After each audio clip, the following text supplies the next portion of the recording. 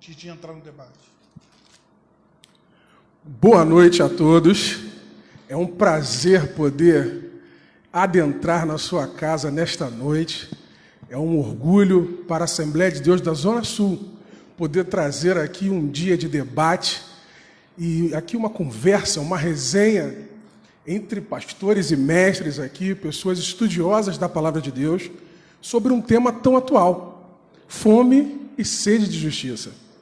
Antes de qualquer coisa, eu gostaria que você apertasse aí esse sinalzinho, compartilhar, compartilhe, curta e divulgue para os teus amigos, comente também na nossa live, faça a pergunta que lhe prouver e que nós possamos ter aqui o entendimento para poder responder a sua pergunta também.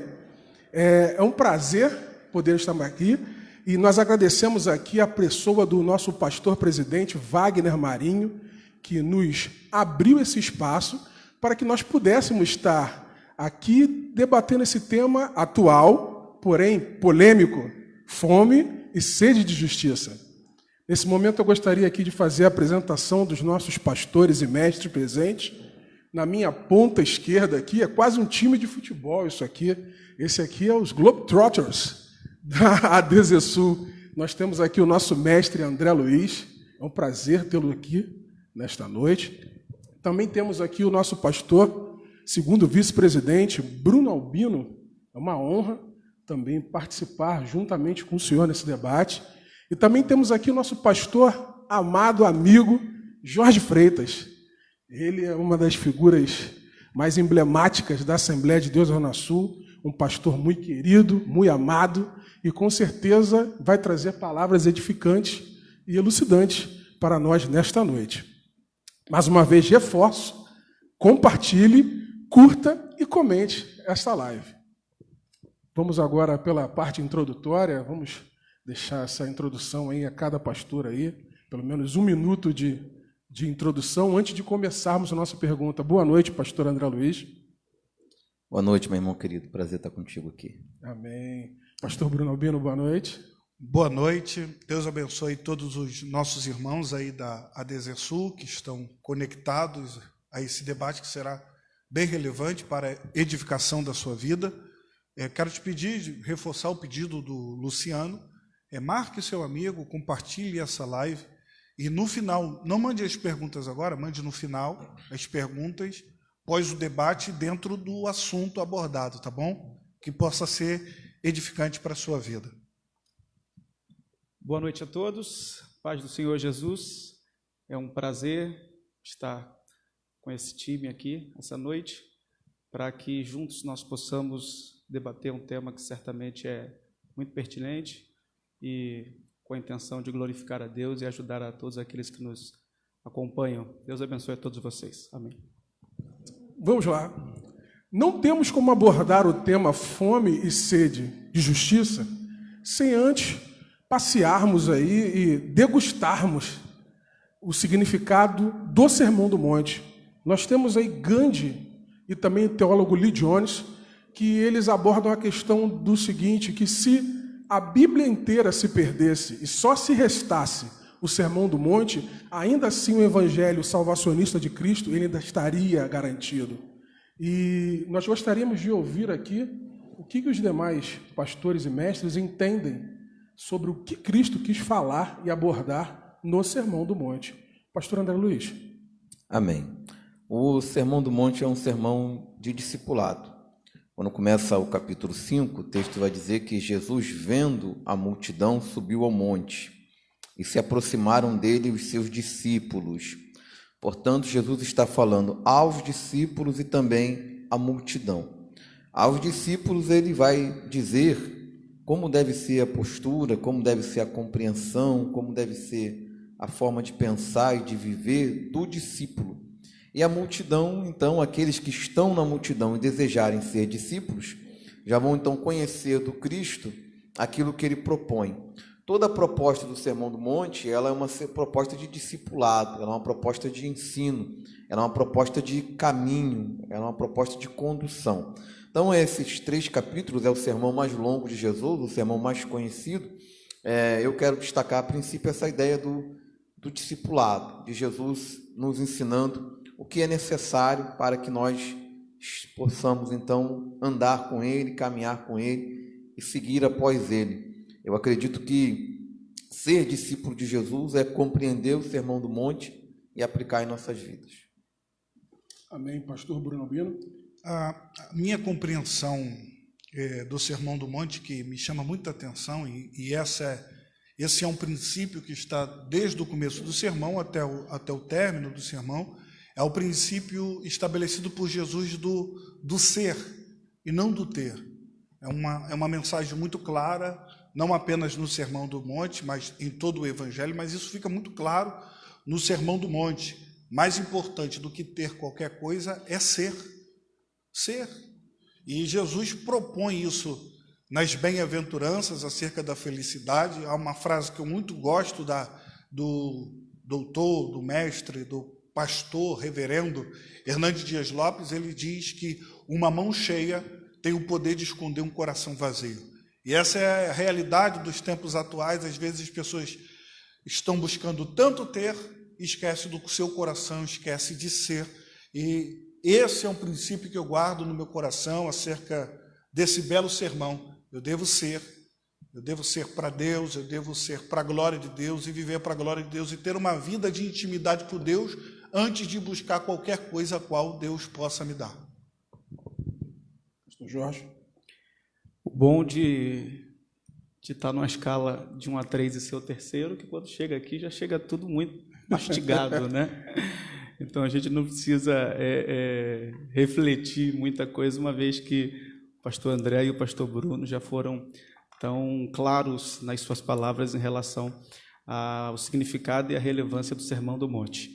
Mas é bom ressaltar que o Sermão do Monte, né, é, na sua grande parte, um sermão que Jesus está trabalhando para delinear o perfil daqueles que, como disse o pastor André, sendo seus discípulos, né, sendo seus servos, sendo salvos por Ele e para Ele, devem viver a sua vida, né? Então, Jesus está traçando de maneira muito clara, de maneira muito transparente, quais são as regras do reino nos quais os seus discípulos estão inseridos. Então, todo o Sermão do Monte, toda a construção do Sermão do Monte, tanto em Mateus capítulo 5, 6 e 7, quanto no Evangelho de Jesus, segundo escreveu São Lucas no capítulo 6, de maneira mais resumida, trazem essa visão que Jesus está passando do perfil que identifica aquele que de fato é salvo, daquele que de fato é crente em Cristo, daquele que é discípulo e que serve ao Senhor Jesus.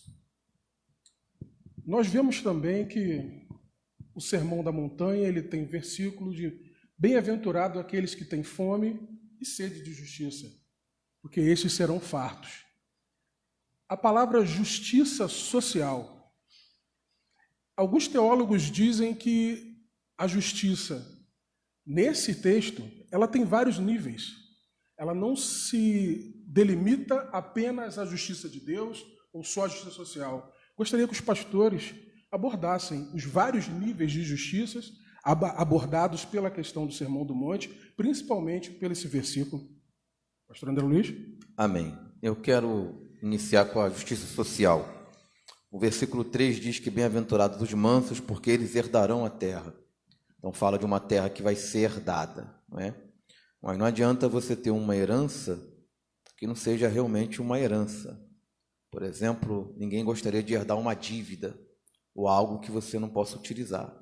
Portanto, quando chega no versículo 4, né, ele diz, bem-aventurados que têm fome e sede de justiça, porque essa terra que nós vivemos até agora é uma terra injusta. Nós sabemos que a causa dessa injustiça é o pecado.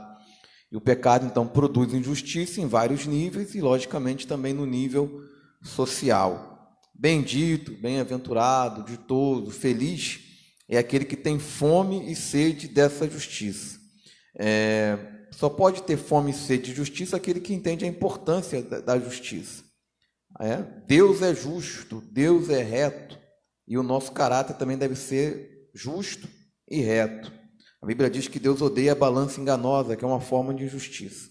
Agora eu quero chamar a atenção aqui para a palavra fome e sede, porque às vezes a gente passa por essas palavras de uma forma meio superficial. Por exemplo, eu nunca tive a experiência de ter fome verdadeiramente. A maior fome que eu já passei foi fazer um jejum, onde você acorda de manhã, a hora, e vai jantar, né? Ou seja, você fica ali 24 horas, nem 24 horas, 12 horas sem se alimentar. Isso é uma fome. Mas é muito diferente de alguém que ficou 3 dias sem comer. Jesus está falando para pessoas aqui que algumas delas realmente sabem o que é fome. É um contexto de pobreza, é um contexto de uma Palestina pobre. Eu nunca senti sede de verdade. A sede que eu senti é aquela sede de você ir para um lugar e não ter um copo d'água naquele momento para você beber. Agora, a sede aqui que Jesus se refere é algo muito mais profundo. Naquela época não havia essa abundância de água, essa facilidade que há hoje, onde você tem um bebedouro, onde você tem uma fonte. Só lembrar de Agar no deserto, voltando um pouco, né, bastante no passado, aonde acaba a água e ela pode morrer de sede. E esse é um retrato de quem viaja. Se faltar água e não achar um poço, você morre de sede. Então a ideia aqui é de alguém que está literalmente desejando, necessitando, a ponto de morrer. Se eu não comer o pão, eu vou morrer. Se eu não beber água, eu vou morrer. Então eu quero iniciar dizendo que a justiça também social, que é a justiça entre os homens, e bendito é aquele que tem fome e sede. Não é um desejo, uma vontade, igual a gente tem vontade de comer um pão doce, tem vontade de comer uma comida especial. Não é isso. Ou de alguém que não almoçou aquele dia que estava na correria. É um desejo intenso e uma necessidade, porque se você não come, você morre, se você não bebe, você morre. Então aqui essa fome e sede de justiça, ou seja, aquele que entende que a justiça é algo tão importante que faz parte da natureza dele, ele precisa daquilo, ele precisa se alimentar daquilo. Eu quero começar pontuando isso, e depois eu ainda quero voltar e falar de justiça social. Pastor Bruno Albino. Aos 3 pontos, o pastor André aqui já apontou acerca da justiça social, a justiça moral, e há um ponto tratado tanto por John Stott, tratado por Hernandes, que é chamado da justiça ligada diretamente a Deus, chamado de justificação, ou a justiça legal. Esse ponto que eu quero dar uma abordada sobre essa sede, sobre essa compreensão que fomos perdoados, que fomos justificados. Essa mensagem, ela necessita diariamente ser pregada, ser anunciada, ser propagada, que somos injustos, mas Deus nos fez justos através do sacrifício de Jesus na cruz do Calvário. O ato da justificação, o doutor Luciano, que está aqui, que é advogado, é da área, e é uma área, dentro da área jurídica, essa área da justificação.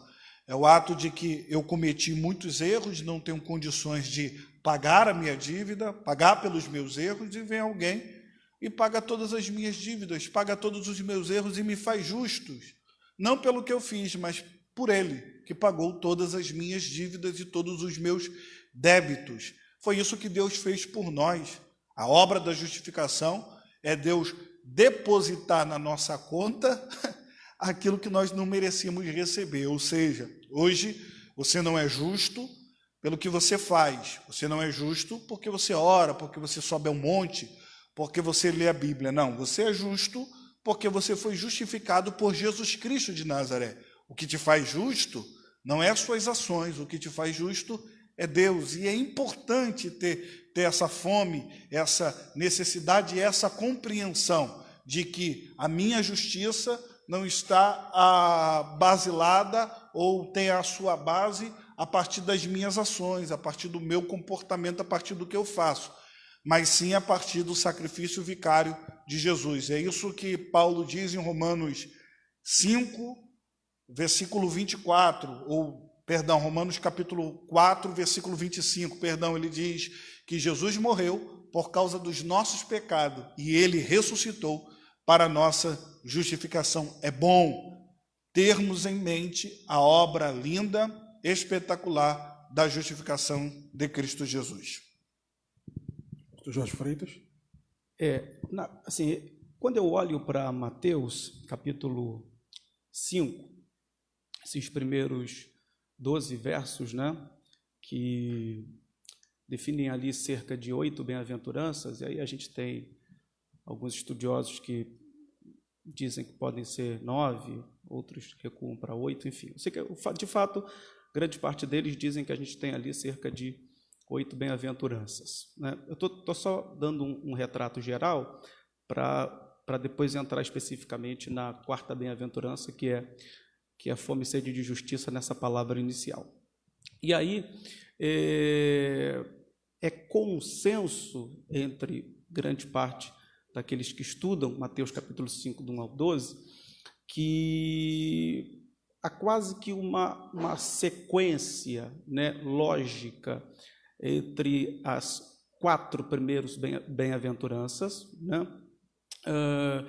Porque a primeira bem-aventurança é bem-aventurado pobre de espírito, e esse pobre de espírito, apesar de ter sido interpretado de diversas formas aí ao longo do tempo, a forma mais apropriada de interpretação é a daquela pessoa que de fato percebe o quanto ela é miserável diante de Deus, né, e o quanto com as suas próprias obras ela não consegue agradar a Deus. E aí você tem a segunda bem-aventurança, que é a bem-aventurados que choram, ou seja, a pessoa percebe a sua miséria, então chora pelas suas misérias, pelos seus pecados, chora arrependido diante de Deus. E aí tem a terceira bem-aventurança, que é a bem-aventurados mansos, que é quando começa o processo de transformação na vida da pessoa, que a ideia de manso ali é a ideia de alguém que está sendo transformado. E aí então a gente tem a quarta bem-aventurança, que é bem-aventurados os que têm fome e sede de justiça. E aí essa quarta bem-aventurança, como bem disse o pastor André e o pastor Bruno, ela tem sido basicamente dividida em 3 partes, né? Como uma fome e sede por uma justiça que, como o pastor Bruno disse, faz alusão a essa justificação, a esse ato de Deus imputar sobre aquele que se arrependeu e que creu no sacrifício de Cristo na cruz, a justiça de Cristo, então tal pessoa ser aceita diante de Deus. E também essa questão da justiça moral, né, que seria aquele que de fato foi justificado ser conformado à imagem de Cristo a ponto de responder moralmente, né, às demandas da sua realidade, dentro da vida que ele vive, né, de acordo com o padrão estabelecido pela própria palavra de Deus e pela própria vida e pelas palavras de Cristo, e também essa questão da justiça social, que é o que particularmente eu entendo que o texto aponta de maneira mais direta e objetiva.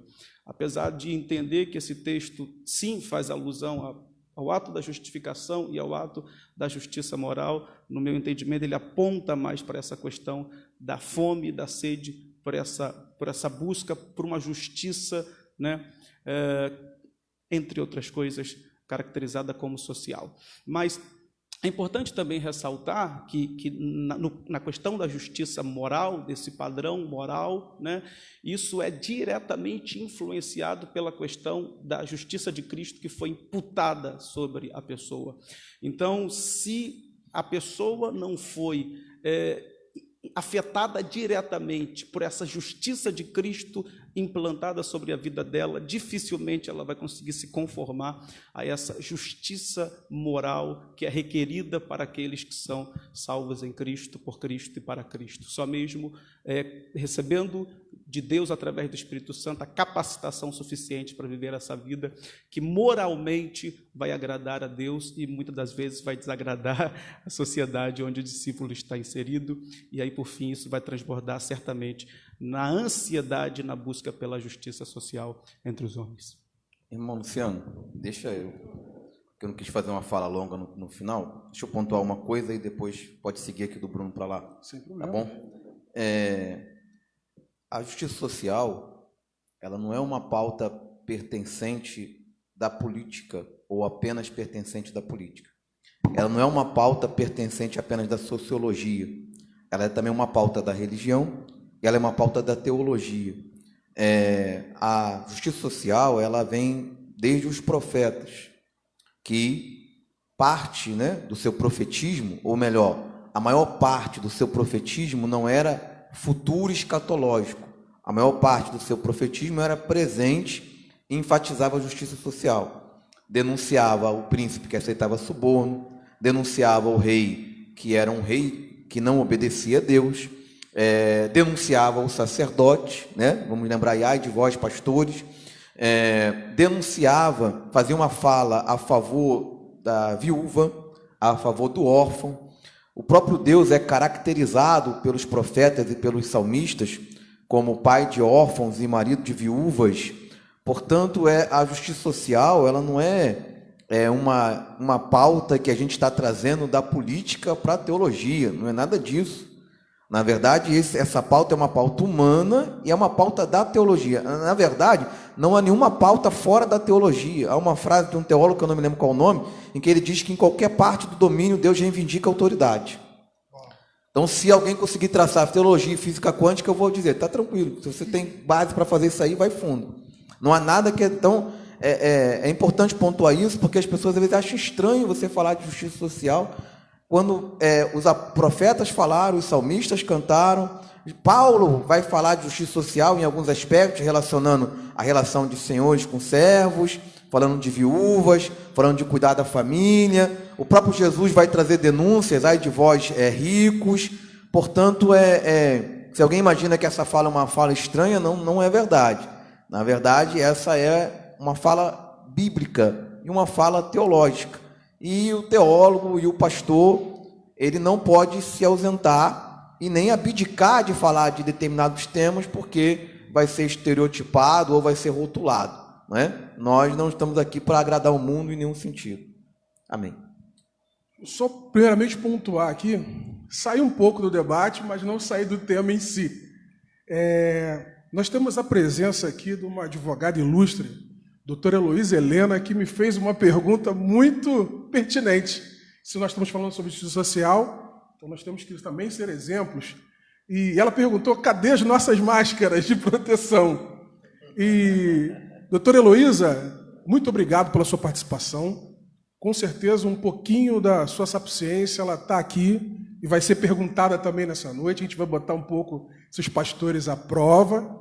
Eles terão que se posicionar também frente aos últimos acontecimentos e contextualidade da nossa sociedade atual. Mas nós queremos dizer que nós estamos aqui, a nossa igreja ainda não abriu as portas, ela continua funcionando porque os seus membros continuam em oração. A oração não cessou, não parou. Mas, infelizmente, nós temos que acatar decisões judiciais, temos que acatar a Organização Mundial de Saúde, que diz que a aglomeração ela ajuda a proliferar, sim, a pandemia do coronavírus, o coronavírus nessa pandemia, perdão. Então, antes de adentrarmos aqui nesta live, nós tivemos aqui nossas temperaturas aferidas, nós não estamos com febre, nós somos assintomáticos, não temos nenhum sintoma da Covid-19, então, por isso, nós estamos aqui, não há nenhum membro aqui nesta igreja assistindo o culto, em preservação da sua própria vida, porque a igreja tem que preservar a vida dos seus membros, e nós temos aqui só o operador de áudio aqui, que é o nosso Natan Bonifácio, e o nosso operador de vídeo, que é o Isaías Souza. Mais ninguém. A gente tomou esse cuidado, como temos tido cuidado, então tem bastante álcool gel ali, bastante álcool líquido, temos água para beber, estamos mantendo a distância aqui, possível para eu poder não cair aqui e se tornar uma videocassetada, mas nós tomamos os devidos cuidados para poder estarmos aqui e ministrarmos essa palavra ao seu coração e semearmos essa sementinha de reflexão para você. Você vai gostar, vai continuar a gostar. Nós temos que ainda absorver muito desses pastores aqui. Pastor Bruno Albino, justiça social. Eu tenho como desassociar a um conceito que é muito impregnado na Assembleia de Deus, principalmente, de que a justiça social ela apenas é uma justiça assistencial de doação de alimentos e cessação de fome. E nós sabemos que a justiça social ela é um pouco mais ampla que isso. Jesus Cristo ele trabalhou em outras esferas de justiça social. Nós vemos, não só no Sermão do Monte, mas durante todos os seus anos de vida, Jesus Cristo ali, ele trabalhando em prol dos oprimidos. Em prol dos oprimidos. Nós não tem como a igreja se calar, como se calou em determinados períodos da história. Quando ela não se calou na história, ela tomou uma militância, muitas das vezes, uma militância completamente desgraçada e fora da luz da Bíblia. Nós vemos que nos Estados Unidos, movimentos como o Ku Klux Klan foram formados principalmente dentro de igrejas. Movimentos de segregação racial, nós vemos isso. E nós somos uma igreja que nós abrimos tanto para o nordestino, as portas estão abertas para o negro, para o branco, para o pobre.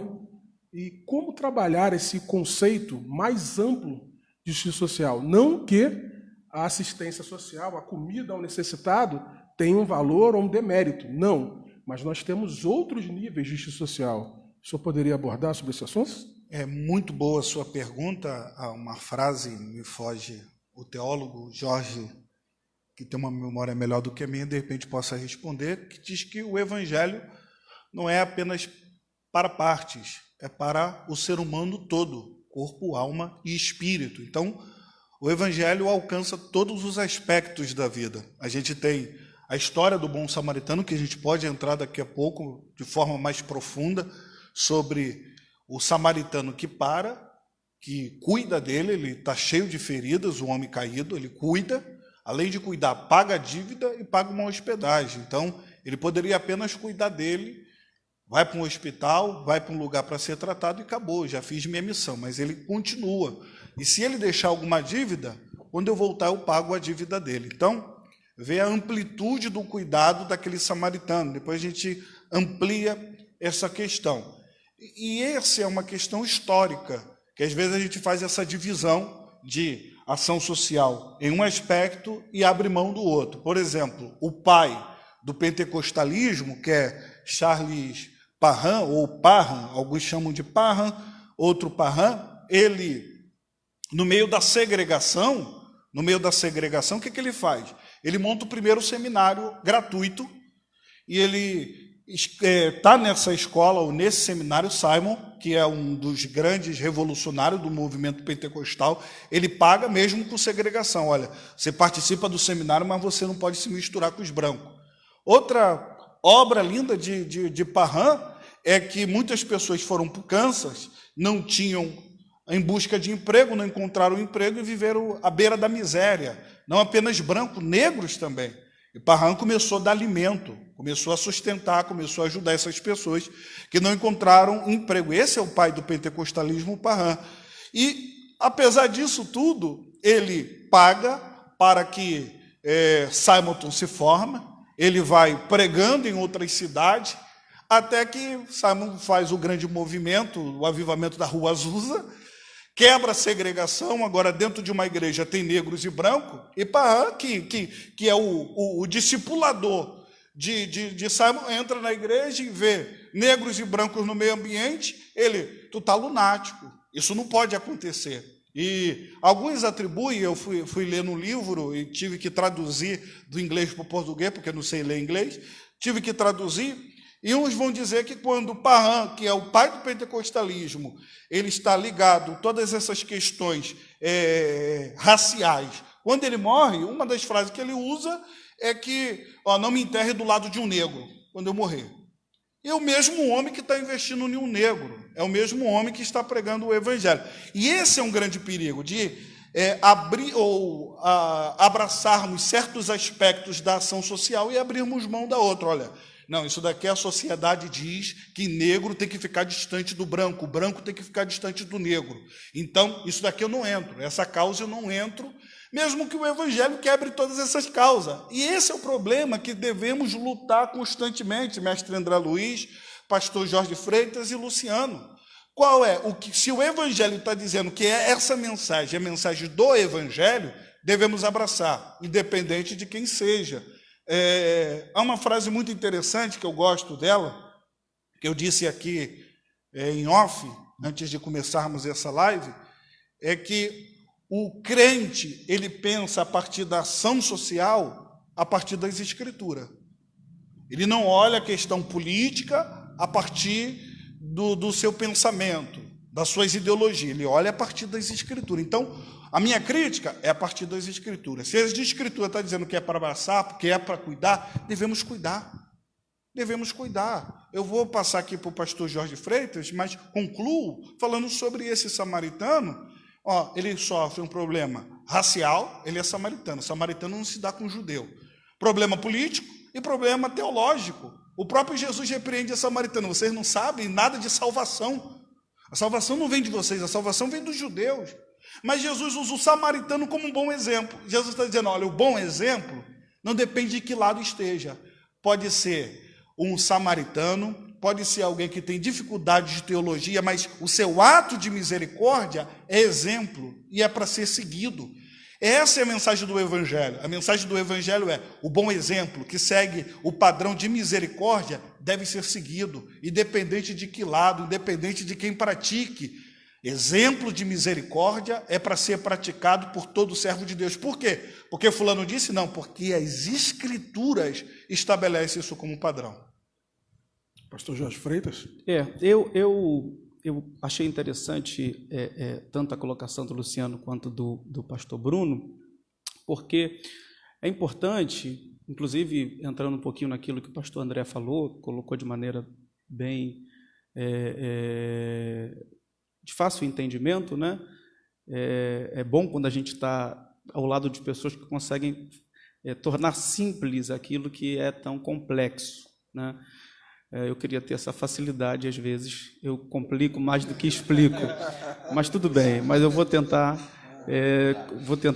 colocar uma visão assim de maneira bem simples, né? Porque às vezes a gente acaba no meio em que a gente está inserido, na sociedade em que a gente está inserida, eu digo como quem serve ao Senhor desde que me entendo como gente, né? Eu nasci e me criei dentro dos arraiais evangélicos. Eu tive uma transição diferente de uma igreja histórica reformada para uma igreja histórica pentecostal.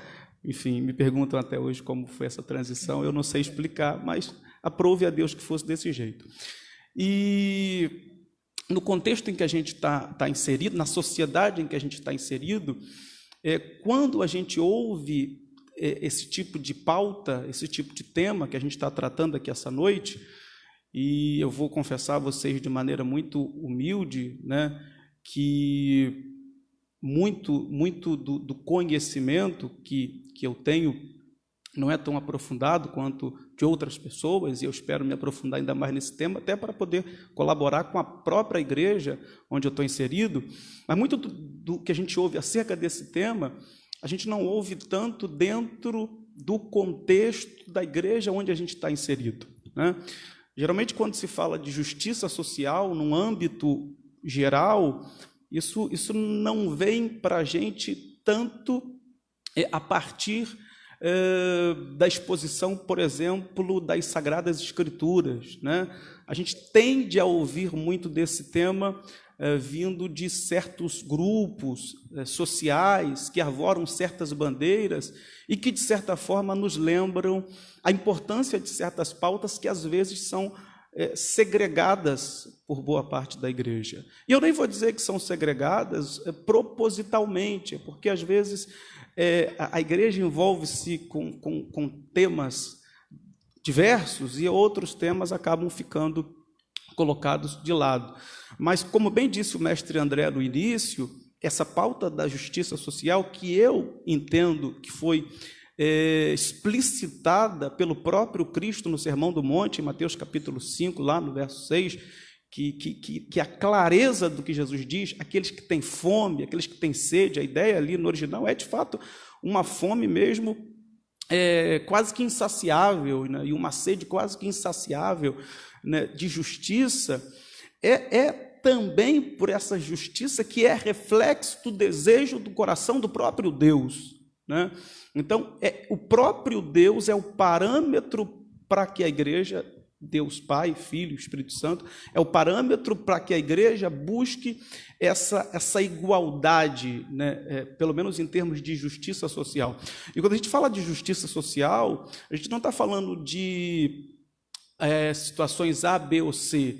Nós estamos falando de situações que envolvem tudo, né? Porque às vezes a gente tende a levar isso só para um tema específico. Por exemplo, está muito em voga hoje o tema da questão racial, né? Muito por causa do que aconteceu, não que seja um tema novo, um tema inédito, não que ele tenha vindo à tona agora, mas ele está, de fato, assim, um pouco mais relevante nesse momento em função do que aconteceu, e isso é importante que a gente foque em certos aspectos que são relevantes nesse momento, mas quando a gente fala de justiça social, a gente fala de tudo aquilo que traz uma certa igualdade em termos de justiça para todos os homens, independente deles serem cristãos ou não, né? E a gente fala da questão da igreja se posicionar, inclusive, contra corrupção e outras coisas mais que envolvem toda essa temática. Então, é muito importante que a gente busque novamente estar atento a essas questões, submeta isso ao crivo da palavra de Deus e, então, procure ensinar e procure pregar e procure tratar isso com equilíbrio, com conhecimento, com empatia, mas de uma maneira que isso não seja segregado a momentos em que a gente é lembrado por alguma coisa que aconteceu, de que a gente precisa se engajar também nessa frente, que é uma frente cristã. Antes do Luciano partir para a próxima pergunta, eu quero afirmar algo e provocar aqui meus companheiros de debate, até o Luciano, se quiser debater, que era o mediador. A partir das Escrituras, e isso não é novo, não parte do Sermão do Monte, o André explicou isso daqui, a questão da justiça social, ela vem desde do Êxodo, desde o Gênesis.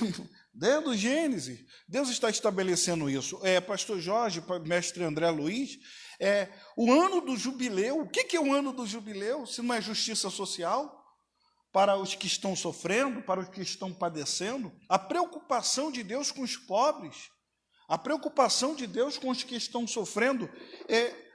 Qual foi o momento em que nos abstemos desses temas, que são temas bíblicos, disse pelo mestre André Luiz, denunciado pelos profetas, que denuncia o descaso. A gente vai ver no livro de Ageu, o povo está muito preocupado em construir suas casas, os pobres estão sofrendo na porta dos muros de Jerusalém, eles não estão nem aí, nas portas de Jerusalém, eles não estão nem aí. Esse tema, do Gênesis ao Apocalipse, sempre foi uma preocupação de Deus. E antes do Luciano fazer uma pergunta, eu tomei aqui à frente, me perdoe, mas onde nos perdemos, mestre André Luiz, pastor Jorge Freitas, até Luciano, onde nos perdemos teologicamente ao ponto desse tema se tornar o tema de pautas política, que deveria ser o tema da pauta da igreja, da mensagem do Evangelho? Pastor Bruno, pastor Jorge, irmão Luciano, Moisés, a lei de Moisés já protegia a viúva, protegia o pobre, protegia o estrangeiro. Você pega o livro de Ruth, você vê ela lá colhendo após os segadores, é uma proteção social para que ela não viesse a morrer de fome. Portanto, o discurso do Evangelho está todo em linha com isso, né? E eu acho esquisito, e falava com você no carro, que o pentecostalismo agora tem a dificuldade com isso, porque essa é a nossa realidade. Nosso movimento é marginal, é movimento de pobre. Explodiu lá em Azusa, lá, é do gueto, não é movimento da academia nem de elite, né? É o movimento majoritário brasileiro, porque é uma igreja majoritariamente de pobres. Então, se você pegar quem veio do crime e é crente, 70% é pentecostal no mínimo. No mínimo. O cara que sai da boca de fumo, o cara que sai da droga, o cara que sai do crime, o cara que era o vapor, é gente que vai para o pentecostalismo. A maioria vai para o pentecostalismo. Então, o pentecostalismo resgata o criminoso, resgata o viciado, resgata o ladrão, resgata o bandido. Então, a gente está envolvido até a cabeça com justiça social. Isso é natural. Só que, quando você vai discursar, fazer teologia pública, você sai desse campo. O pastor Jorge é pastor em comunidade, você foi pastor em comunidade.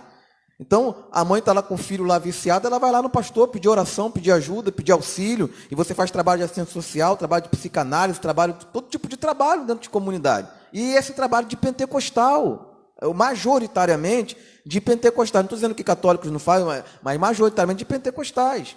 Mas quando você vai fazer teologia pública, você vai falar para a sociedade, aí você não pode falar desse tema, porque esse tema não pertence à religião, não pertence ao pentecostalismo.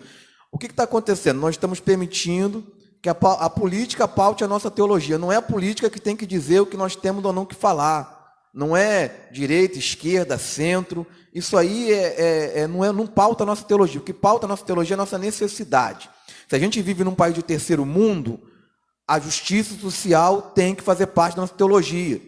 Se eu estou lá na Finlândia, na Suécia, na Suíça, justiça social é um tema que não é tão relevante.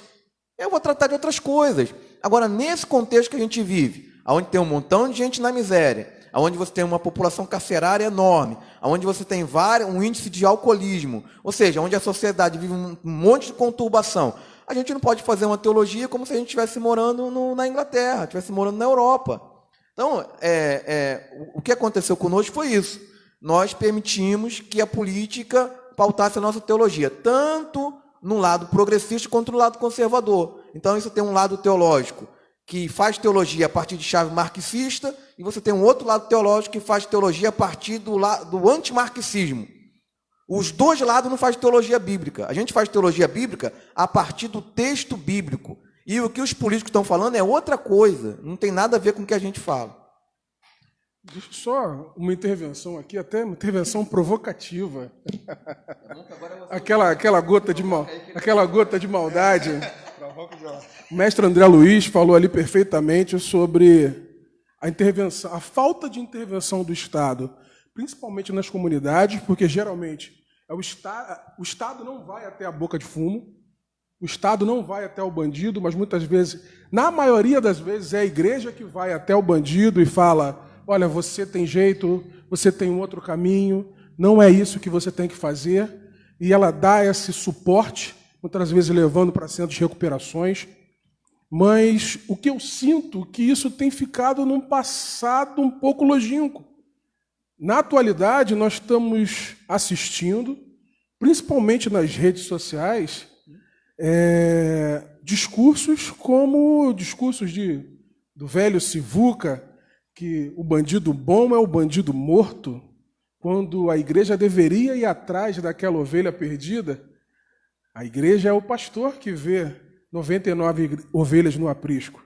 E qual é a diferença entre o bandido de antigamente e o bandido de hoje, que ele tem que ser morto? Eu tenho que ter arma, porque se ele entrar na minha casa eu vou matar. Qual é a diferença também do discurso da igreja, pela justiça social?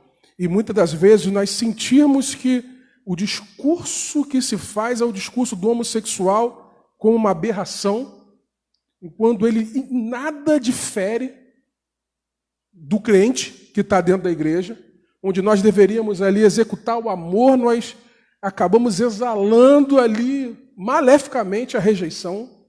Como eu posso falar em justiça social num modelo atual que tem sido tão repulsivo pelas diferenças? A indiferença também, quando você não toma partido, o partido, na verdade, que você toma é o do opressor. Nós temos visto em nossas comunidades, principalmente do Rio de Janeiro, negros sendo mortos diariamente. Infelizmente, a pauta da mídia brasileira, ela se equivale à pauta da mídia americana. Então, a George Floyd teve muito mais repercussão e comoção no Brasil do que a morte do João Miguel. Como a igreja pode não se calar, porque quem se omite também pratica. Como eu posso intervir, como eu posso contextualizar a justiça social ao atual cenário brasileiro que estamos vivendo? Pastor Jorge Freitas. Luciano, eu vou falar para você de maneira muito prática, né? Já há alguns anos eu sirvo ao Senhor pastoreando congregações aqui no campo da Zona Sul, que basicamente elas estão inseridas dentro de comunidades. Primeiro foi lá na comunidade César Maia, na Zona Oeste, e já há alguns anos eu estou aqui na Desersul do Vidigal, uma comunidade na Zona Sul, que apesar de ser comunidade, é uma comunidade privilegiada, né? Porque, de certa forma, ela é bem assistida e bem assessorada, até pelo próprio Estado, né? E eu vou dizer para você, como nós que moramos ou nos relacionamos diretamente com a igreja que está inserida dentro da comunidade, lidamos com temas como esse, dos quais você acabou de citar agora. Na minha experiência, na minha convivência do dia a dia, da semana, dos meses, dos anos com os irmãos, me parece que a igreja em si, ela não, na comunidade onde eu estou inserido, eu não estou falando da igreja fora da comunidade, mas eu estou falando da comunidade onde eu estou inserido.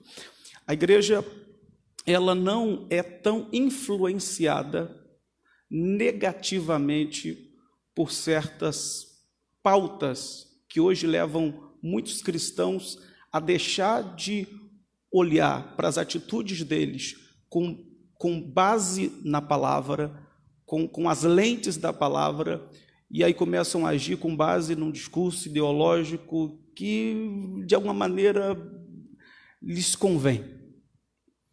A igreja onde eu sirvo ao Senhor, lá na comunidade do Vidigal, é uma igreja que, por mais que se tenha falado e comentado e dito sobre muitos temas que invertem, às vezes, os princípios que são estabelecidos na própria palavra de Deus, tem se mantido fiel àquilo que a palavra de Deus tem como prerrogativa para aqueles que são discípulos do Senhor. Então, você não percebe muito, por exemplo, essa questão das pessoas dizendo que os traficantes bons são traficantes mortos.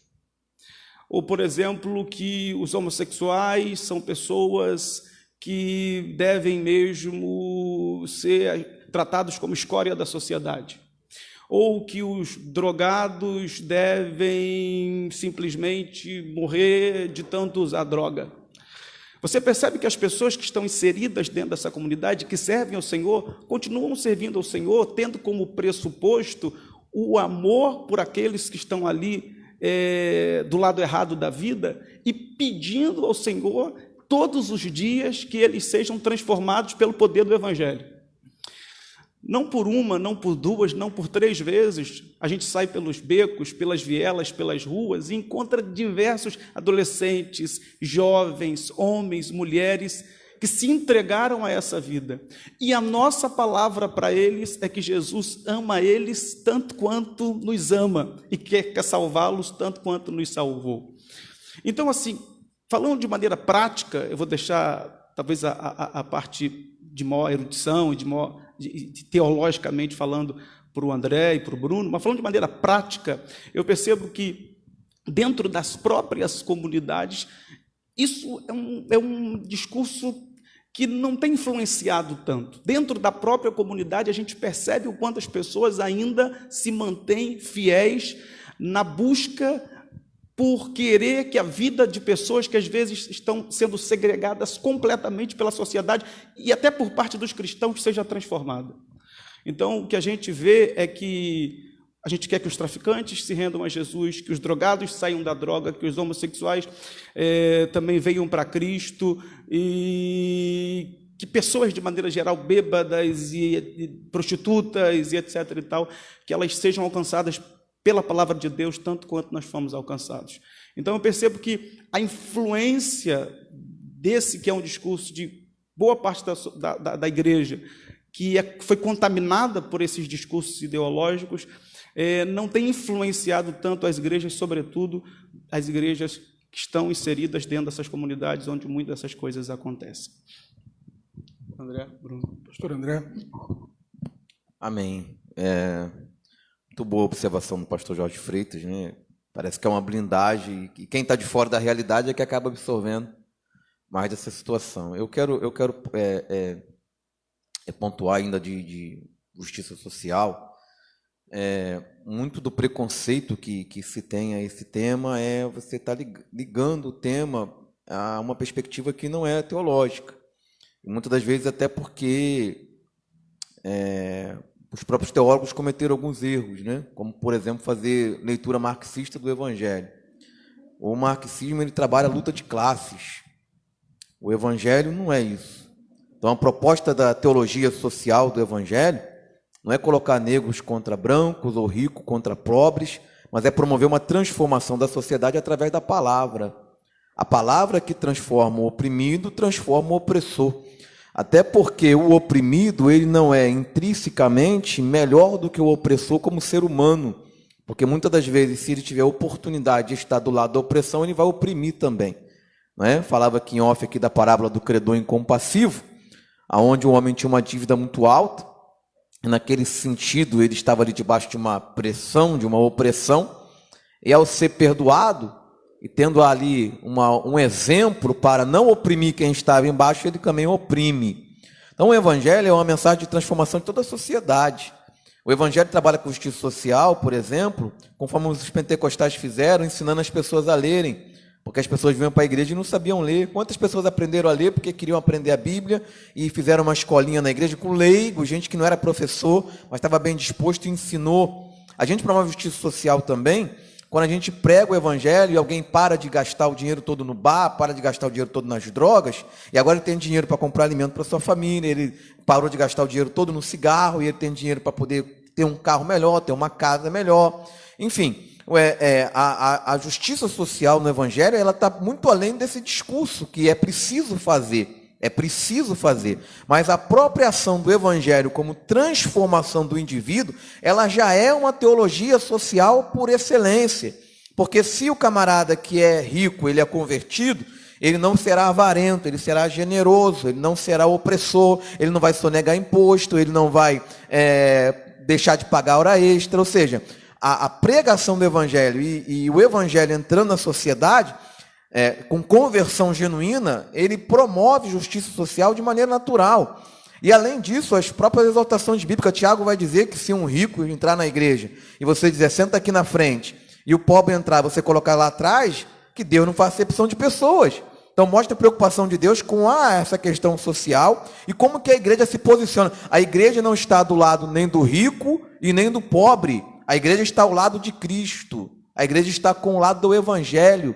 A igreja vai tratar todos da mesma maneira. Então, se o rico precisar ser exortado, ele vai ser exortado. Se o pobre precisar ser exortado, ele vai ser exortado. Se o rico precisar ser consolado, ele vai ser consolado. Se o pobre precisar ser consolado, ele vai ser consolado. O erro, muitas das vezes, é querer fazer do Evangelho um evangelho burguês, um evangelho de privilégios, um evangelho institucional ou um evangelho do oprimido, onde você dá uma visão sociológica ao Evangelho. O que falta é visão teológica, é deixar o texto bíblico nos nortear, e não vai ser ficando calado, e não vai ser cedendo a pressões de rotulação, não é? Onde hoje em dia qualquer fala nesse sentido, eles te associam até a que você não é crente, que isso vai ser resolvido. A gente precisa sim debater, falar, e como nós estamos buscando aqui sabedoria de Deus para ir para o texto bíblico e pedir a Deus que nos ilumine o que Deus tem a falar sobre isso, e Deus tem a falar sobre justiça social também. Sim, concordo aí com os senhores. Eu lembro de um amigo, né? Concordo com os senhores. E volto até aqui no Bom Samaritano, que a mensagem de misericórdia que Jesus deixou claro para o doutor da lei, e pergunta no final, quem é o próximo? Aquele que fez a boa ação. E é uma frase que eu ouvi do Ademir, lá da congregação da Raiz, enquanto estava pastoreando a Raiz, na escola bíblica. Eu perguntei quem é o próximo, aí ele respondeu de uma forma simples, mas muito, muito direta, disse, o próximo é todo aquele que não sou eu. Foi uma resposta excelente. Então, a pregação do Evangelho, qual o nosso grande problema? Qual o nosso grande problema? Às vezes, amamos as pessoas, ou cuidamos das pessoas, às vezes, eu não digo nós aqui, mas eu digo o geral. É que o bandido bom é quando ele se converteu. Então, pode dar testemunho que a gente, meu Deus, é muito forte, poderoso, mas enquanto não se converteu, estão criando escudos a partir de ideologias para que essa pessoa não se aproxime. Isso é um perigo. Isso é um perigo. Amar só quem está nas nossas fileiras. Tem pessoas que não têm dificuldade de tratar com o negro enquanto ele está na igreja. Tem pessoas que não têm dificuldade de tratar com o pobre enquanto está na igreja. Mas se fora do ambiente de igreja, já tem essa dificuldade. Ele se comporta como o doutor da lei. Esse homem eu não sei quem é, eu não vou cuidar. Mas esse daqui eu sei quem é. Esse daqui eu cuido. Então a mensagem do evangelho de ação social é que a misericórdia não olha para quem. A misericórdia só olha para o necessitado. Não importa quem seja. Se seja de esquerda, de direita, se seja branco, negro, se seja crente ou espírita, se necessita de misericórdia, a ordem do evangelho é: tenha misericórdia dessa vida. Use de misericórdia para com essas vidas. Não importando a prática dela, não importa o que ela faz. Se ela está precisando da misericórdia, se está precisando de um conselho, se está precisando de um abraço, se está precisando de um auxílio psicológico, se está precisando de um socorro físico, se eu tenho condições de fazer e me negar a isso, é o que Tiago condenou. Aquele que pode fazer o bem e não faz, peca. Jesus trata isso, a Bíblia trata isso como pecado. É pecado. Tu vê um necessitado, tu vê alguém sofrendo, tu vê uma família em desespero porque perdeu um ente querido e fazer um discurso político em cima disso enquanto uma família está desesperada. Isso é pecado. Isso é pecado. Tu vê uma irmã que sofre agressões constantemente dentro da sua casa e tu não.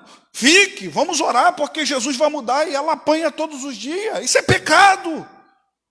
Tem que direcionar dizendo: denuncie. Isso é antibíblico, isso é anti-evangelho, isso é anticristão. Isso não é ideológico, isso é evangelho. E o evangelho é para ser pregado. A verdade do evangelho.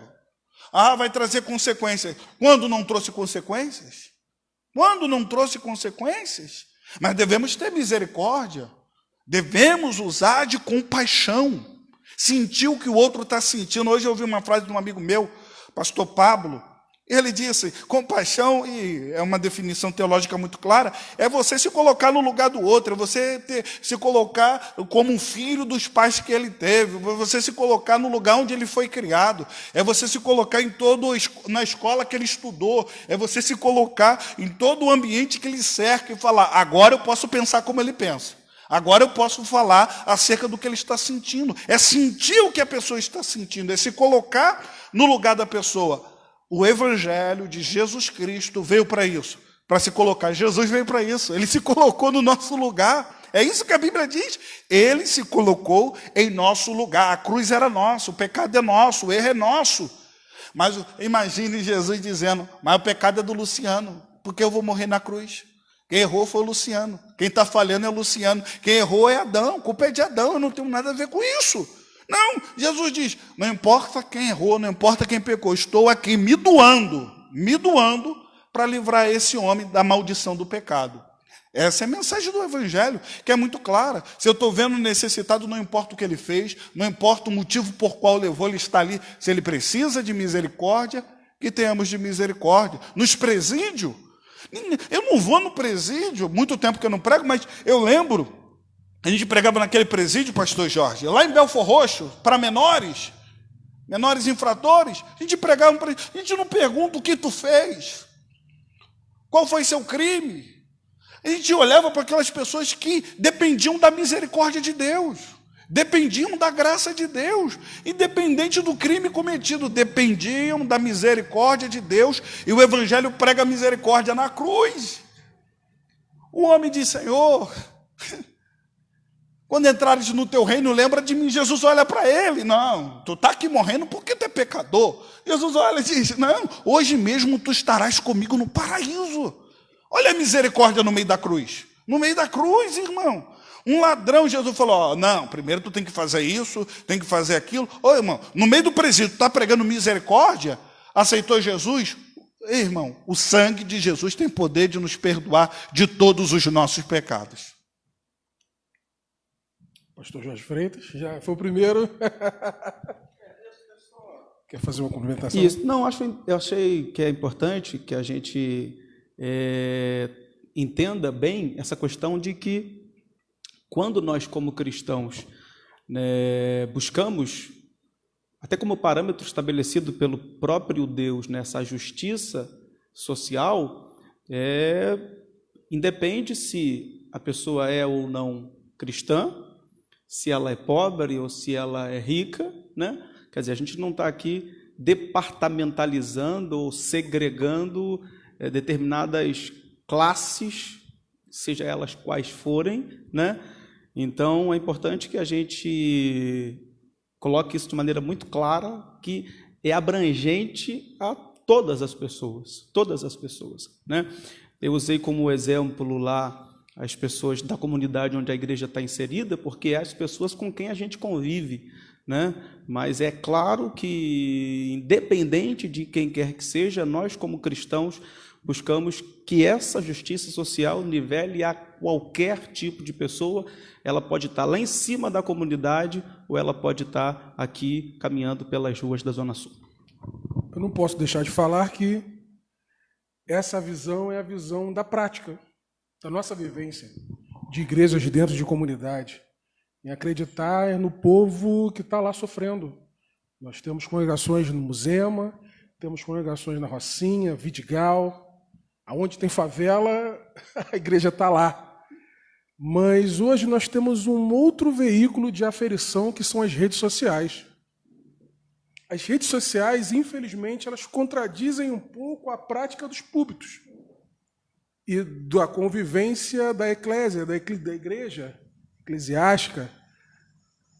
Como os pastores têm visto a manifestação de várias pessoas que, querendo ou não, as pessoas identificam como ovelhas, como evangélicos, como cristãos, e que, de repente, essas pessoas omitem opiniões sem nenhum respaldo bíblico. E por ali se ganha o norte de: olha a posição de um evangélico, olha a posição de um crente, olha a posição de uma pessoa que está falando que Jesus é amor, mas nas suas redes sociais nós vemos comportamentos completamente antagônicos e paradoxais ao que realmente deveria ser a profissão de fé daquela pessoa. Então, pastor, mestre André Luiz, segura essa. Amém. Vamos lá. Essas falas das redes sociais nem sempre estão desconectadas do púlpito. Então, a gente precisa entender que o púlpito, não vou dizer apenas pentecostal, mas de toda a igreja, ele é diverso. Então, ele tem falas bíblicas e falas não bíblicas, falas sábias e falas tolas. Então, às vezes, aquilo que as pessoas replicam em rede social é aquilo que elas ouvem no púlpito da sua igreja. Não é? E aí é um outro problema de consciência, de evangelho, de entendimento da Bíblia. Então, há, logicamente, né? Não há uma associação completa, mas em alguns casos há essa associação. Agora, logicamente que há também pessoas que vão reverberar posições que não são as posições da sua igreja, não são as posições que elas são ensinadas. Isso acontece por alguns motivos. Hoje eu peguei um Twitter de um anglicano chamado Marcondes, e ele escreveu uma frase e eu recortei aquilo e coloquei nos meus stories. A frase nem é dele, mas diz assim: eu preciso aprender mais a dizer não sei, não li e não posso opinar sobre o assunto. Então, mesmo nós, ministros, líderes, que buscamos estar informados, sermos capazes de falar sobre tudo, precisamos reconhecer nossa limitação. Então, o problema de muita bobagem está em rede social porque as pessoas querem falar sobre tudo. É uma tentação. É uma tentação também que vem sobre nós. Eu não estou nos eximindo disso, não. É uma tentação que vem sobre nós. Está todo mundo falando, então tenho que falar. E às vezes a gente se afoba, não é? E às vezes erra. E aí, quanto menos entendimento tem a pessoa, mais fácil é dela errar. Então, muitas das vezes é a vontade de falar, de ter uma voz, quando na verdade tem hora que é para você só ouvir. Eu já falei em centenários de momentos que era para mim ouvir, não era para mim ter falado nada. Então, como é que a gente resolve isso? Falando menos, ouvindo mais. E outra coisa, tendo cuidado com o que você reverbera. Um monte de crente que compartilha coisa que nem confere teologicamente. Meu irmão, Não reproduza nada que eu diga em rede social que você não refletiu. Não reproduza nada porque é o André Luiz que está falando. Não seja tolo. Leia o que eu escrevi, entenda o que eu escrevi, e depois que você processar, tiver sua opinião, aí você compartilha. Então, por que muita bobagem se compartilha? Porque as pessoas compartilham porque alguém é influente, alguém é importante e acha que a pessoa não vai errar. Eu posso errar, posso falhar, já apaguei coisas que eu escrevi. Às vezes eu pego minhas lembranças que aparecem lá, vou dar uma olhadinha e digo, meu Deus, eu escrevi isso aqui, meu misericórdia, que vergonha. Aí vou lá e falo, tomara que ninguém printe, deixa eu apagar lá e correr rapidinho para ninguém ver. Ou seja, nós reconhecemos às vezes falas nossas mesmo que são equivocadas. Então as pessoas, elas buscam referenciais que às vezes são incorretos, porque o camarada é o youtuber da moda, ele é famoso, ele é famosa, irmão. Analise o que você está falando, pense, não, tenha cuidado, porque aquilo que você vai passar ali vai influenciar às vezes alguém negativamente. Mas infelizmente é uma situação que eu acredito que não tem solução, pelo menos não no médio prazo. A gente vai continuar convivendo com isso, não é? E talvez daqui a algumas décadas isso possa ser mudado. Eu não vejo, sinceramente, nenhuma perspectiva disso mudar agora. Essa questão da opinião das redes sociais é interessante. Por quê? Porque, assim como o André falou, algumas pessoas elas têm a necessidade de comentar sobre todo e qualquer assunto que está em voga, né? que está sendo repercutido no momento. Eu recebo assim muitas mensagens, né? Porque já há alguns anos eu prego, igual os queridos pastores aqui, e também pastoreando a igreja, a gente precisa criar o hábito de ensinar, de instruir, e a gente tem feito isso com a graça de Deus, buscando sempre aquilo que vai trazer edificação para o lugar onde a gente está. E aí eu recebo algumas mensagens de vez em quando de pessoas me perguntando por que eu não comentei acerca do tema XYZ.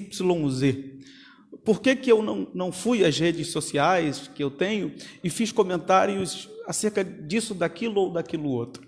E às vezes eu percebo que existem algumas pessoas que elas têm a necessidade de comentar ou de que alguém em quem elas se referenciem comente sobre certo tema, para que, geralmente, quando alguém que elas têm como referência comentam sobre certo tema, elas então façam daquilo que a pessoa comentou a verdade delas e comecem a multiplicar isso pelas redes sociais.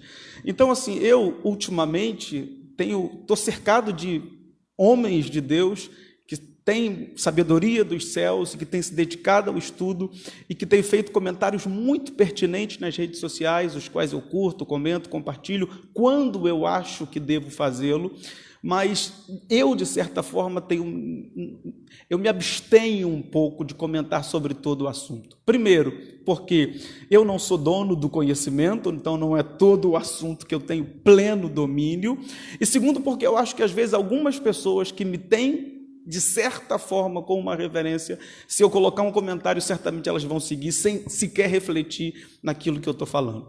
E, por outro lado, eu vejo que tem algumas pessoas, vou usar como exemplo o pastorado que eu já estou há alguns anos. Eu percebo que tem algumas pessoas que elas não se submetem ao ensino da palavra. No nosso campo, pelo menos, a gente tem um culto que geralmente acontece às sextas-feiras, que é o culto de ensinamento da palavra, né? Que é o culto que a gente antigamente chamava de culto de doutrina. E assim, a gente consegue perceber que geralmente quem está nesse culto são as mesmas pessoas, né? E a mesma quantidade de pessoas. E a gente percebe que as mesmas pessoas e a mesma quantidade de pessoas, às vezes, não são todas as pessoas que absorvem plenamente aquilo que a gente está ensinando, porque algumas pessoas, a gente termina de tratar um tema, daqui a pouco a gente está lá olhando a timeline do Facebook e a gente vê que ela está falando uma coisa completamente diferente daquilo que a gente ensinou. Às vezes assim, após a palavra, né? Então a gente percebe que tem as pessoas que vão, que é um número pequeno, e desse número pequeno ainda tem aquelas pessoas que refletem sobre aquilo que foi ensinado. Então é uma situação um tanto quanto complicada. Eu diria o seguinte: aqueles irmãos e irmãs para quem eu tenho ensinado a palavra de Deus e que têm procurado meditar, refletir, observar e até trocar comigo ideias, informações sobre aquilo que está sendo ensinado, geralmente eu não vejo eles nas redes sociais trazendo palavras ou temas que sejam muito diferentes daquilo que nós temos ensinado à luz da palavra de Deus. Então, muita gente às vezes reverbera e repercute um monte de coisa única e simplesmente porque não tem se submetido como deveria ao ensino bíblico correto da palavra de Deus. É claro que, como o André falou, muita coisa do que é dito na rede social é repercutida acerca até dos próprios púlpitos, né? Mas da experiência que eu tenho tido, eu acho que muitas pessoas simplesmente estão ausentando-se desses cultos de ensino, desses cultos de instrução, estão sendo instruídos por muitas outros meios, e isso tem feito com que elas falem algumas coisas que não deveriam, sobretudo nas redes sociais. Infelizmente, nós chegamos ao final dessa resenha. Está maravilhoso esse papo, como a gente cresce com essa construção e com um diálogo sadio e à luz da palavra de Deus. Nós temos visto aí vários irmãos aí comentando aqui. Eu gostaria de Carol Machado, Dricanel, Glorinha Martins, quase que cai o celular aqui, Bel Oliveira, nossa Isabel, Valéria Lima. Meu pai está assistindo. Pai, beijo, meu negão. Oxa, está assistindo, dando essa moral. Obrigado, meu pai. Minha mãe, um beijo também. Leonardo Costa, Beatriz Costa, Esther Cipriano, Raquel Nel Albino, Pastor Wagner, a Cris, Felipe Passos, Débora Nel, Alex Saque, Weber Lourenço, várias outras pessoas que estão entrando aqui na nossa live, nos prestigiando com a presença. Nesse momento, você também pode fazer parte dessa resenha. Nós estamos esperando aqui uma pergunta sua.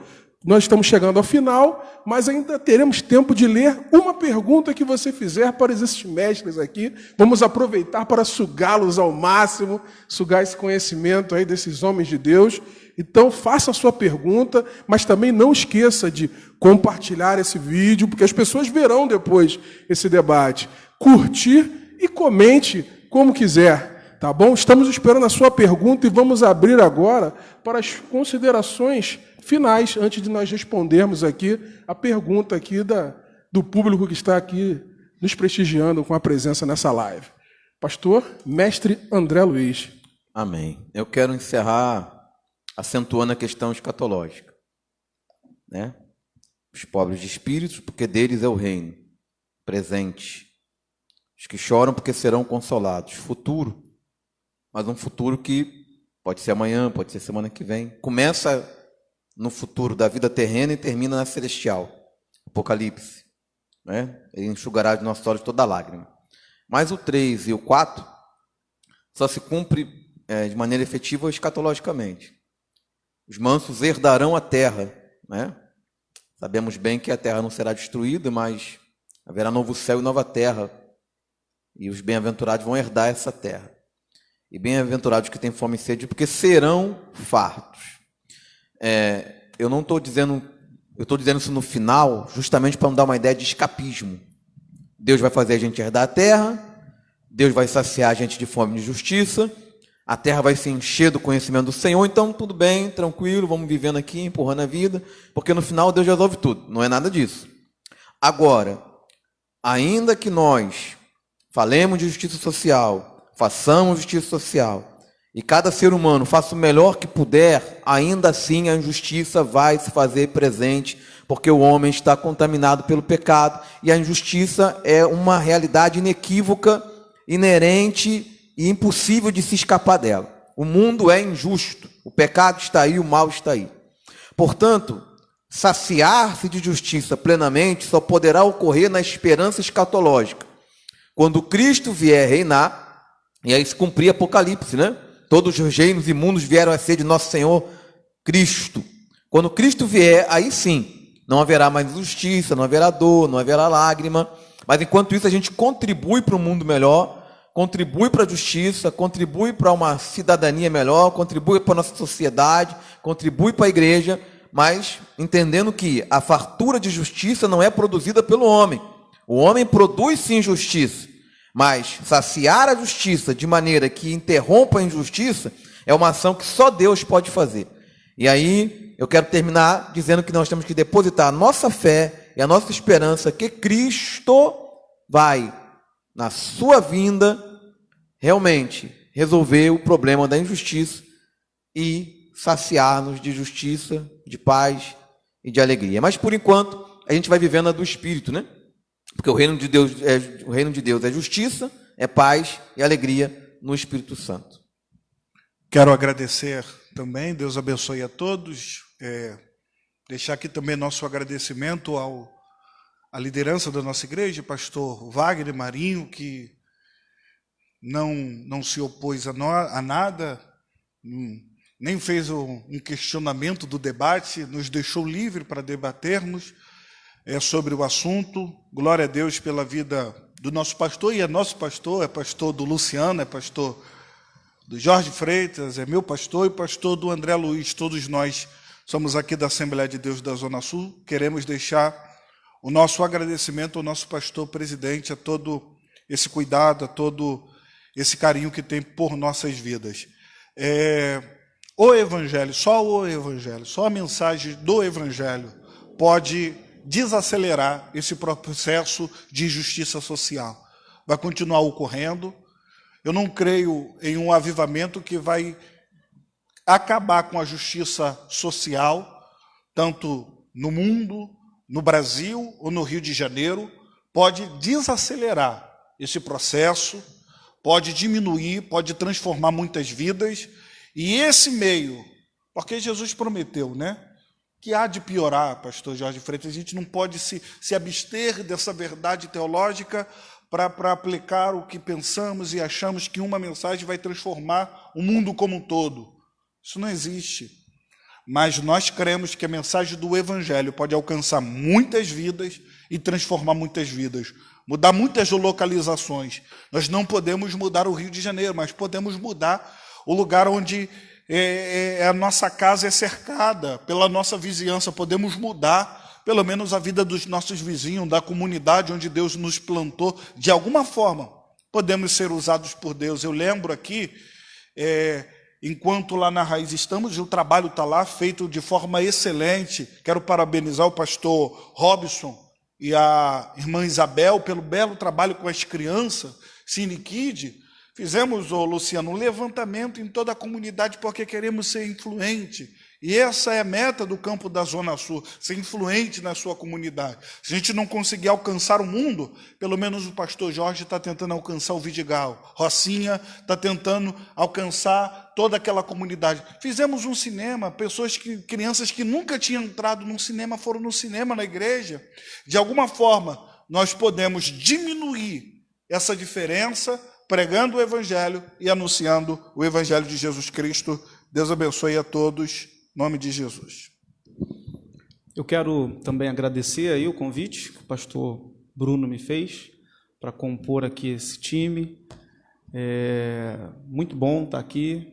Certamente a gente sai com muito mais entendimento do tema, né? Recebe muito mais do que contribui. Isso, para mim, é muito bom. Eu quero ressaltar nessa palavra final a questão da importância de nós, de fato, estarmos totalmente comprometidos com a palavra de Deus, com o Evangelho, como disse o pastor Bruno, do nosso Senhor e Salvador Jesus Cristo, né? Certamente, a gente não conseguirá, nesse tempo, como disse o mestre André, ajustar tudo que está desajustado, né? Por mais que nós tenhamos essa sede, por mais que nós tenhamos essa fome, e por mais que nós queiramos que muitas das vezes as coisas aconteçam da maneira como devem acontecer, nós temos que ser muito realistas, né? Que nesse tempo, certamente, as coisas ruins, se tratando de injustiça social, ainda continuarão acontecendo. Eu creio que o grande papel e a grande responsabilidade de nós como igreja é, em primeiro lugar, pregarmos a palavra, pregarmos o evangelho, crendo que o evangelho de Deus é poder para transformar a vida daquele que crê, tanto daquele que está lá em cima da comunidade, como daquele que está aqui embaixo, nas zonas mais privilegiadas. E, a partir disso, também, crermos que Deus tem nos chamado para fazer a nossa parte. Nós não podemos nos eximir, não podemos nos esconder, nós não podemos nos colocar atrás dos bastidores em questões onde nós, como igreja, temos que levantar a bandeira, temos que arvorar a bandeira. Não bandeira ideológica, não bandeira política, não bandeira de ativismo partidário, mas a bandeira única e exclusiva do Evangelho e daquilo que o Evangelho exige daqueles que por ele foram alcançados e transformados. Eu acho que se a gente seguir essa linha, certamente a gente pode até não influenciar tanto quanto a gente gostaria, mas certamente a gente vai cumprir com o papel que Deus quer de nós e para nós enquanto salvos, enquanto discípulos.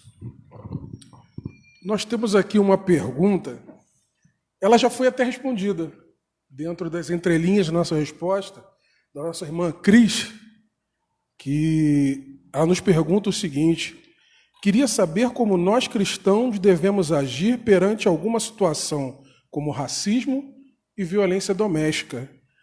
A igreja, ela não é cega. Desculpa, só começar aqui, eu vou passar para os debatedores, mas a pergunta ela é provocadora e tem que ser respondida assim. A igreja ela não é cega, ela tem visto isso. Primeiramente, o público predominante das igrejas evangélicas no Brasil é formado por mulheres, negras, pobres e, na maior parte, faveladas, sim. E nós não podemos separar o contexto social da realidade da igreja, porque nós vivemos nesse mundo. Embora usamos a palavra, o mundo jaz no maligno, nós pertencemos a esse mundo, sim. Então, a proporcionalidade, infelizmente não deveria ser assim, mas a proporcionalidade do que acontece no mundo também acontece na igreja. Existe um estudo muito interessante da Universidade Mackenzie, que infelizmente ele aponta que de todos os lares evangélicos, em todos os lares evangélicos, 40% de todos os lares evangélicos no Brasil tem algum caso de violência doméstica. O homem que agride a sua esposa. É o homem que agride a sua companheira. A igreja é radicalmente contra isso. A igreja tem que montar plataformas para que esta palavra que ela é contra chegue e realmente ela denuncie, caso ela saiba desse tipo de comportamento. A igreja tem que ter esse papel denunciador do agressor à mulher dentro dos ambientes de igreja, dentro dos ambientes eclesiásticos, pentecostais. Não pode acontecer. A igreja e qualquer pessoa de senso comum é contra, radicalmente contra, esse tipo de atitude que tem crescido absurdamente. A gente vê nos noticiários já, com a pandemia, com o isolamento social, as pessoas estão mais em casa e o número de agressões e feminicídios crescem assustadoramente. Então, a igreja ela é contra, mas vamos ouvir aqui os nossos mestres. André Luiz? O Bruno Albino? É o que o pastor Jorge, eu respondi um pouco sobre esse assunto, é a mensagem do Evangelho. É a mensagem do Evangelho. Estamos vivendo num período do... Não sou contra o coach como profissão, sou contra o coach do púlpito. O coach do púlpito, ele tem dificuldade de denunciar isso. Então, muitos púlpitos foram tomados por coach. Você tem um Deus, você é poderoso, você é o cara, você é o tal. Centralizado no homem a mensagem que o homem é o centro, tem essa dificuldade, mas eu vejo na mensagem, no sermão, a denúncia muito clara, muito clara. O pastor Jorge disse algo interessante sobre redes sociais. Nós precisamos ter o cuidado de julgar algumas pessoas que não vão para a rede social para fazer a denúncia, mas fazem a denúncia no púlpito. Eles fazem a denúncia no púlpito. Eu não posso fazer o termômetro rede social. O André escreveu na rede social. Uau, Jorge não escreveu na rede social. Não está nem aí com o assunto. Não é isso. Não é isso. Aí você tem que ir lá no Vidigal. Qual o nível de denúncia que o Jorge faz na pregação do Evangelho? Aí que tem que ser analisado. A denúncia maior não é para ser feita em redes sociais. Quem tem um relacionamento mais tranquilo com a rede social vai fazer essa denúncia. Mas tem pessoas que vão ter dificuldade. Mas a mensagem denunciada pelo Evangelho, que isso não pode acontecer, que isso é antibíblico, que isso é anti-evangelho, que isso é anticristão.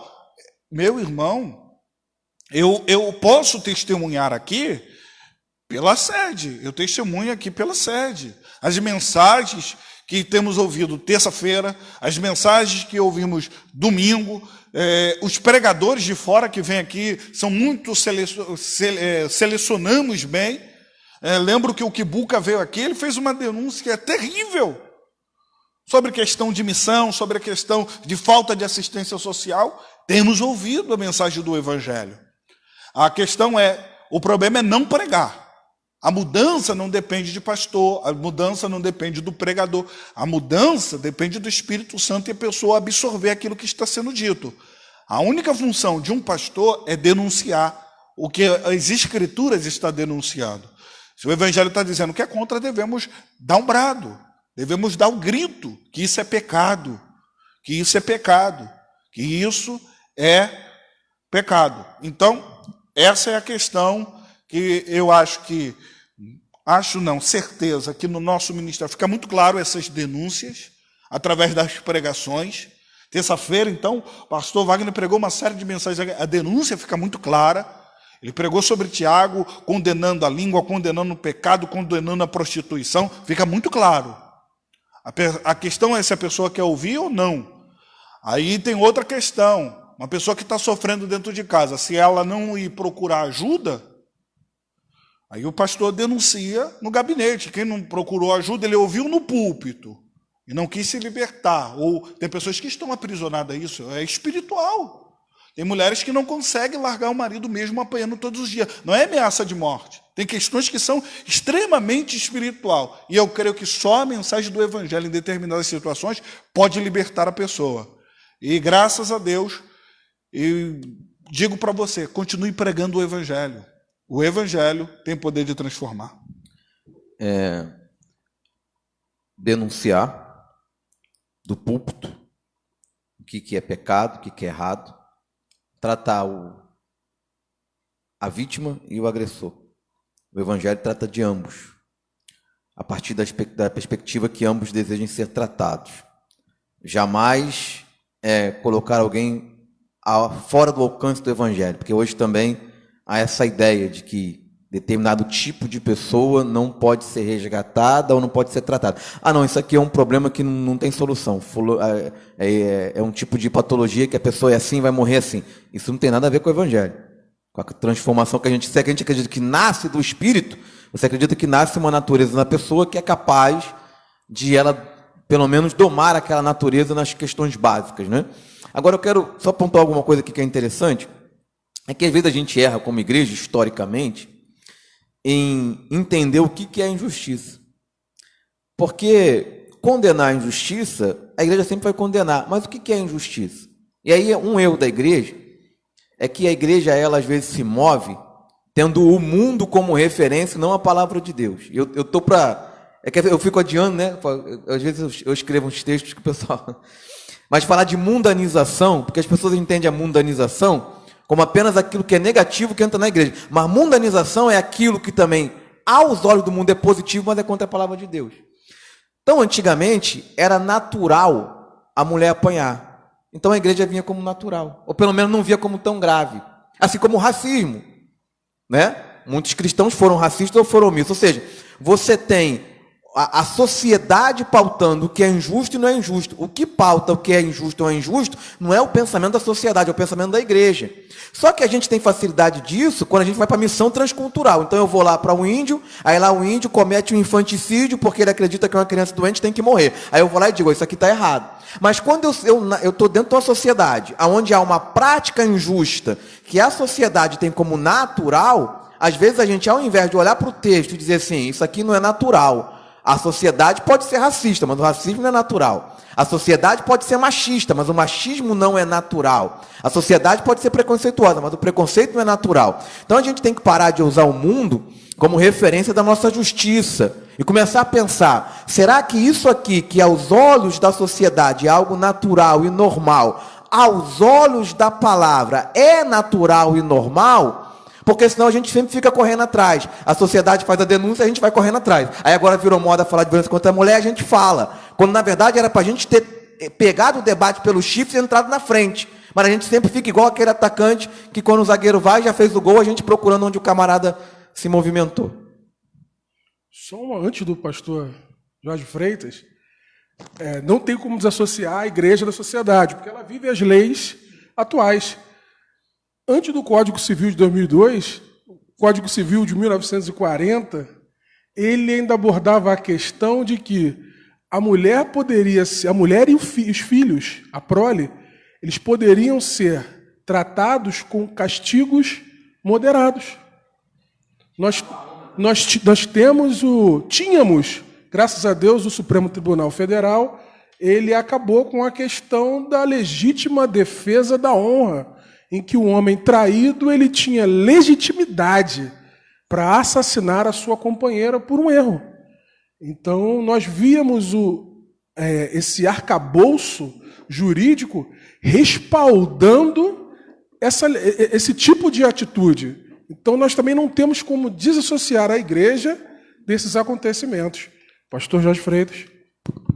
Não, eu já estou satisfeito com as respostas aqui do Luciano, do André, do Bruno. Eu, como pastor dirigente de uma congregação, eu tenho orientado as pessoas para quem eu falo quase que diariamente e semanalmente, mensalmente, anualmente. Acho que nem eu aguento me ouvir mais lá na congregação de tanto que eu falo.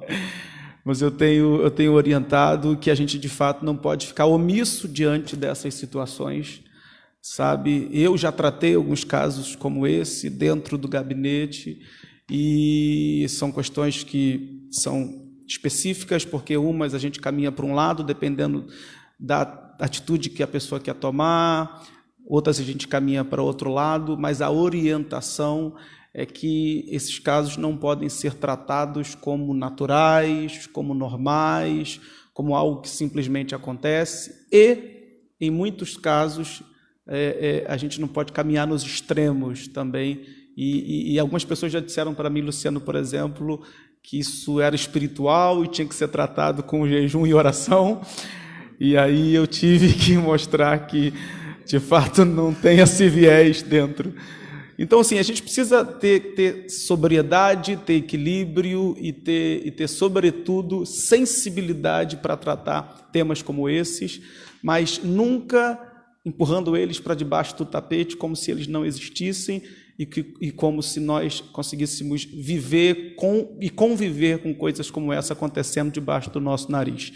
Então, eu pego o que o pastor André falou, porque eu acho que é importantíssimo, como pastor, eu preciso reverberar isso, tanto a pessoa que está passando, talvez por uma certa agressão, quanto a pessoa que está agredindo, ambos são carentes da graça e da misericórdia de Deus, tanto quanto nós somos. A única diferença é que as atitudes são diferentes e a maneira como as consequências vão se dar também são diferentes.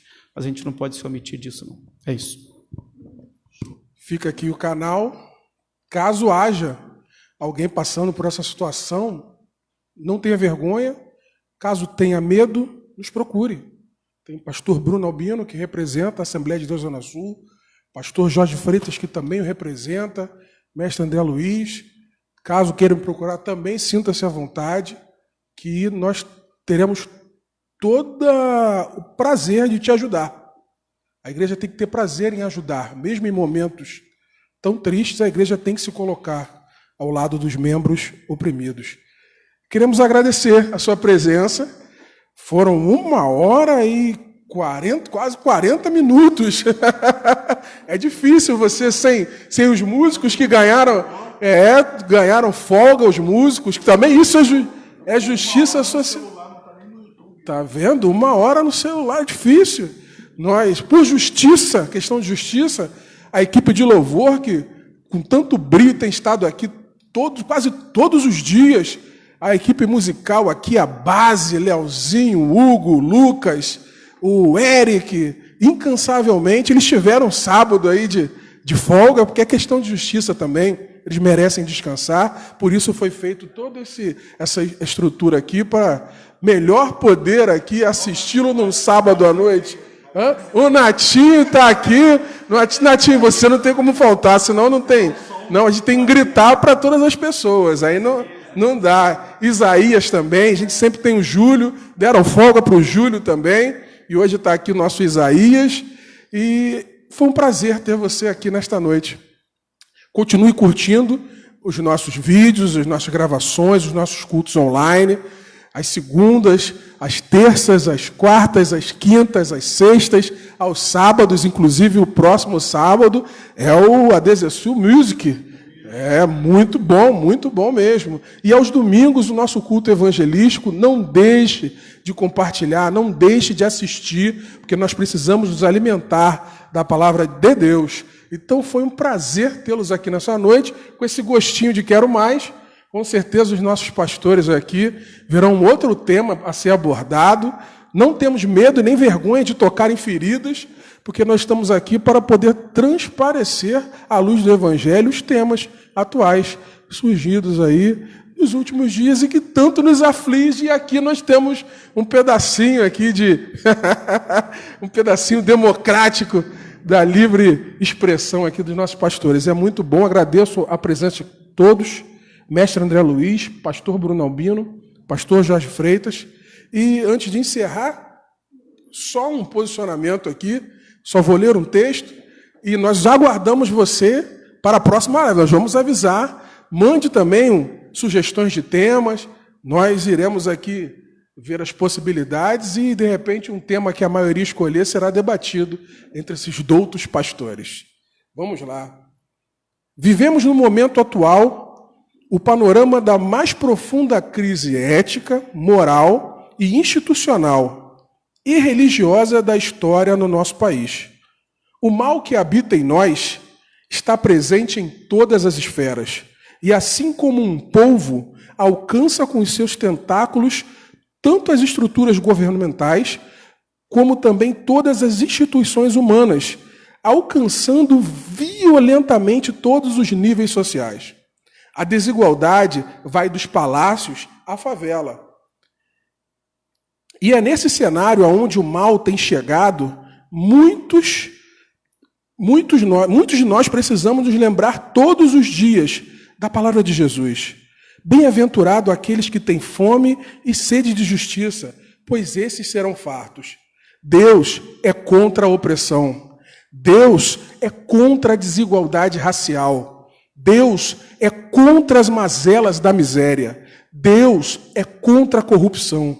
Deus é contra a injustiça. O papel da justiça é promover o bem, é construir uma sociedade justa, sem desigualdades. A justiça preza pelo bem-estar do ser humano. A justiça vem de Deus.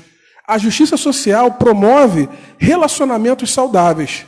Cremos na justiça que estende a mão ao homem, não para explorá-lo, mas para ajudá-lo, servi-lo e socorrê-lo. Sei que já é tardio, mas ainda há tempo e é tempo de termos fome e sede de justiça. É tempo para olharmos para Deus e vermos nele uma saída para as nossas crises. Tenha uma excelente noite, fique na paz e nos aguarde para a próxima live. Boa noite a todos, Deus abençoe a todos vocês.